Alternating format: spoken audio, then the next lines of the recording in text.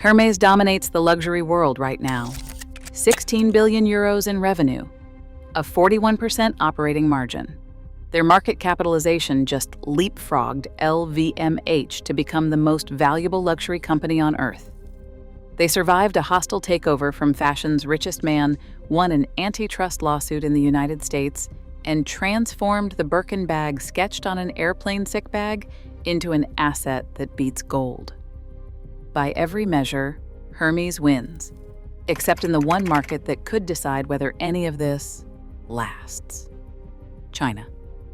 That is what makes this story so compelling. How does luxury's most bulletproof brand suddenly look vulnerable? Let's start from the beginning. Back in 1837, a German-born craftsman named Thierry Hermès opened a small workshop in Paris near the Church of La Madeleine. He was not crafting handbags or silk scarves. He made harnesses for horses. And he excelled at it, because by 1867, he won a first-class medal at the Universal Exhibition in Paris. The man built his reputation on a single stitch, the saddle stitch, 2 needles working 2 waxed linen threads in tensile opposition, a stitch you could only do by hand. That obsession with craft, with mastering one thing so completely that nobody could replicate it, became the DNA of everything Hermes would become.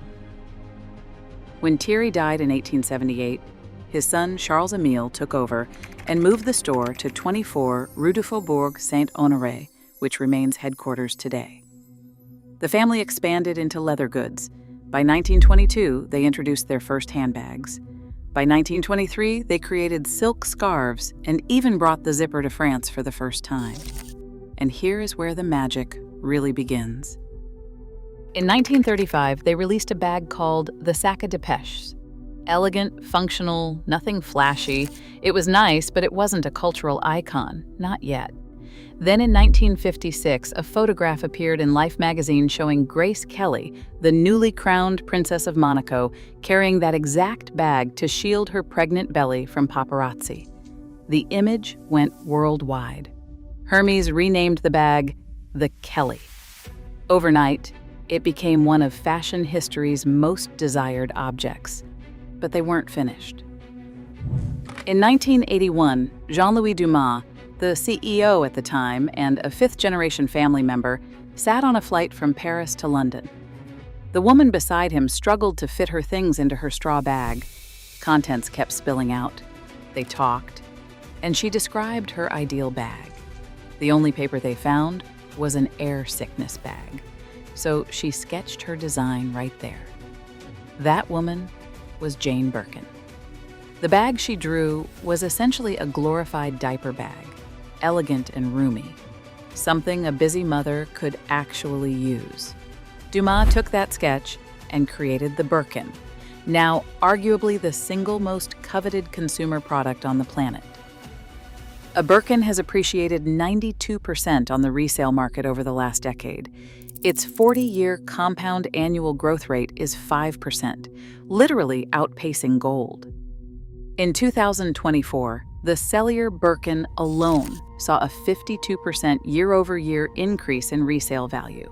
At Christie's auctions, rare variants like the Himalaya Birkin in white crocodile leather have sold for over $300,000. This is not a handbag. This is an alternative asset. Hermes knows it. Their entire business model operates on a principle of scarcity that drives every other luxury chief executive insane. Produce less than the market demands. While competitors like Chanel chase volume, Hermes restricts supply to a 6 to 7% increase each year. That's it. You want a Birkin? You do not just walk in and buy one. You build a relationship with the brand. You purchase other items. You wait, sometimes for years.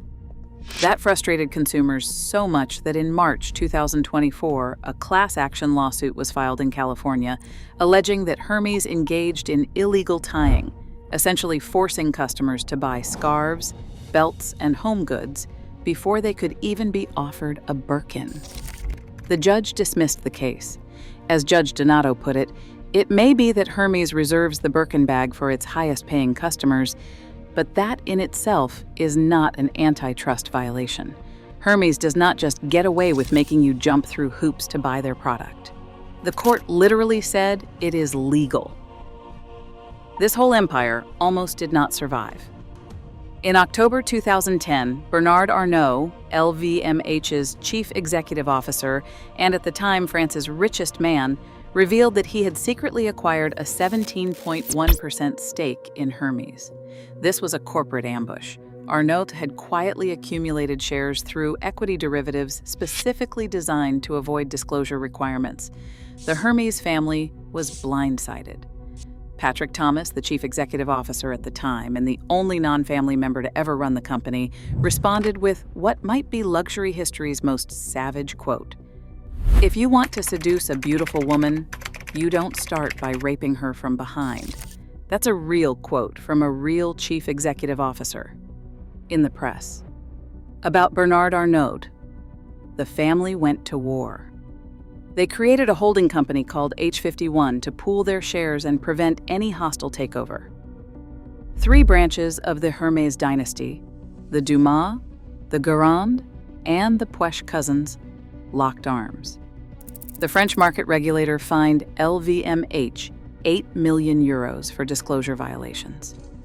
By December 2014, Arnault gave up, divesting his entire 23% stake, worth $7.5 billion.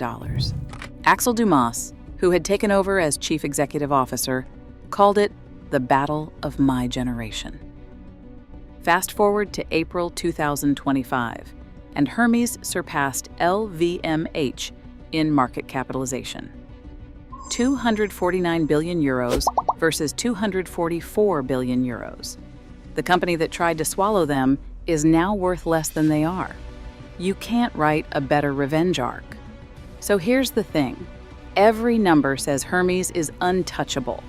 15.2 billion euros in revenue for 2024, over 6 billion in operating income. A net profit margin above 30%. Leather goods growing at 18%.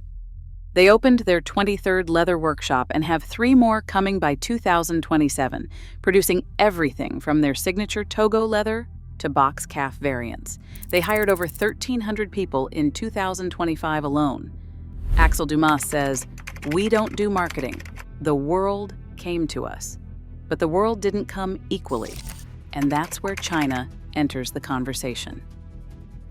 In the first quarter of 2025, Asia-Pacific sales excluding Japan grew just 1.2%. Analysts expected 4%. That gap matters because Asia-Pacific, driven largely by Greater China including Shanghai and Beijing markets, accounts for nearly 48% of Hermes revenue from that region. Compare that to LVMH, where China represents about 30%. Hermes faces more exposure to China than its biggest rival.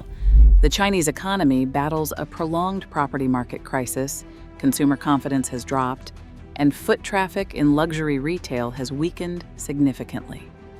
Even Hermes, the brand that supposedly transcends economic cycles, felt it. Meanwhile, secondary market data shows the resale premium on Birkins and Kellys has dropped from 2.2 times retail in 2022 to 1.4 times in late 2025. The luxury supercycle that analysts talked about for years, Berenberg says it is over. Bain & Company found the luxury market contracted 3% in early 2025, losing roughly 50 million customers globally. Then there are the tariffs. President Trump's 10% tariffs on European imports forced Hermes to announce price increases across all U.S. product categories effective May 2025. Chief Financial Officer Eric du Halgouet said they would fully compensate the impact of these new tariffs. In other words, the customer pays. The stock trades at roughly 50 times earnings, nearly triple the luxury industry average. That kind of valuation requires perfection. It requires every quarter to hit. It requires China to come back. So here's where we land. Hermes has done everything right for 188 years. They've built the world's most exclusive brand. They've fended off corporate raiders. They've turned scarcity into a strategy so effective that people sued them for it and lost. But the bet they've made, whether intentionally or not, is that the Chinese luxury consumer will return with the same appetite. Right now, nobody knows if that's true. Hermes is winning everywhere. The question is whether everywhere is enough.